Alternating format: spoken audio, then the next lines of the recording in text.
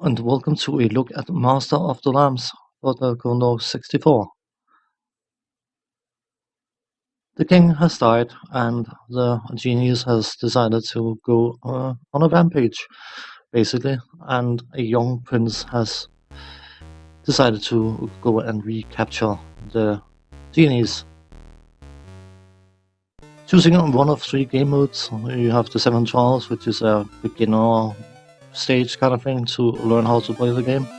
You have the throne quest where you have 3 sets of 7 stages that you need to complete, and then magic carpet mode in which you can practice each of the 21 tunnels that are available in this game.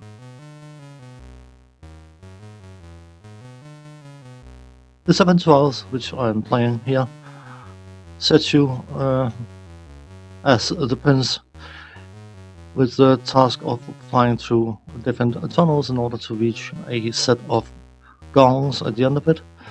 And once you have reached a set of gongs, you will have to strike one of them 3 times in order to summon a genie, who will, once summoned, send out a smoke ring that will leave behind different color trails. Those color trails will eventually turn into musical notes, and once the musical notes have hit the top of the screen, you need to hit the gong that has the appropriate color for that musical note. Once you have completed the entire musical sequence, you will be granted a piece of the lamp and move on to the next stage. If you fail to match any of the colored musical notes, you will be sent back to the start and have to redo the tunnel once again. Now, the tunnels in the 7 trials are relatively simple, but don't let that deceive you, I think it's called, because this is the beginner mode, so to speak.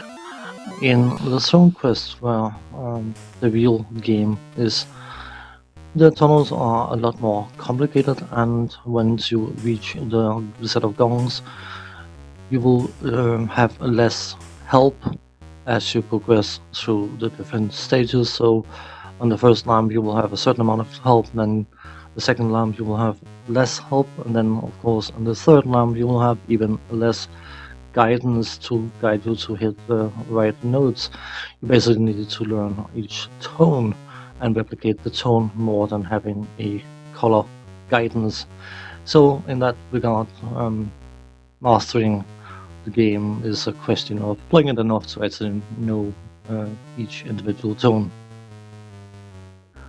Well, the gameplay seems relatively simple from the onset. It's actually, in my opinion, one of the strengths of this game. The fact that its mechanics are of a type that will qualify the game as being a semi-casual game before casual gaming became a phrase and a target for mockery. But within the somewhat simplistic scope of the game, it can actually become rather challenging. The 7 Trials is a teacher of the game mechanics, but it's also a bit deceptive because the Throne Quest itself is a lot more challenging. I wouldn't say difficult. Difficult is such a strong word, but definitely challenging. Now, from a graphical point of view, I've always thought that the game captures the imagination of being on a flying carpet and navigating in tunnels, and everything is clean. No one's been trying to create super artistic artworks, but what there is looks very, very pleasant, and there's a certain, I don't know, almost relaxing tone to it. The navigation of tunnels is somewhat forced 3D, maybe not effectively working and giving a full 3D effect, but it serves its purpose. I've always found this part of the game surprisingly enjoyable. The key to navigating the tunnels, by the way, is to minimize the amount of movement you make, because the more you move from one side to the other, the more you have to counter move to get back on track. So limiting your movement is definitely a very good idea.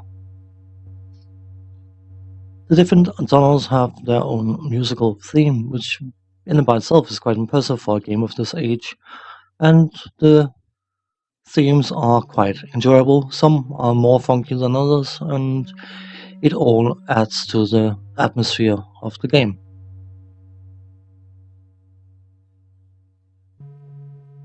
I used to play this game, I wouldn't say a lot, but quite a few times when I was significantly younger, and I've always enjoyed it.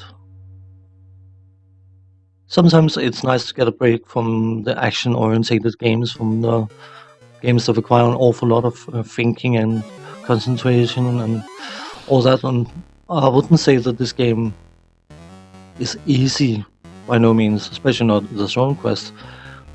But you can kick back and just have a good time with it, and that in and by itself is something to appreciate. Not all games have to be super advanced shooters, simulators, strategy games, whatever else it might be. Sometimes you just want to kick back and have a good time, and Master of the Lambs for me has always been just that.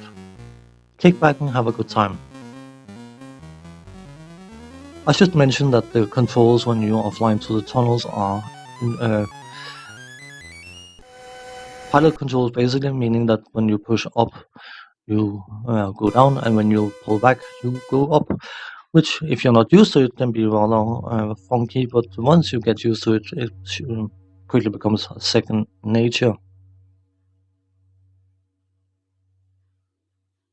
Obviously, the theme inspired this game is Arabian Nights, and I think the game captures the Arabian Nights setting decently. And for what it is, I have always felt it is somewhat enchanting, and it may most likely not be for everyone, and a lot of people will probably find it to be a touch on the simpler side. But what there is, if you are into this kind of game, is actually very, very enjoyable. And I guess that's what it is all about when it comes to gaming. So, on that note, well, thanks for watching. Take care. I'll see you next time.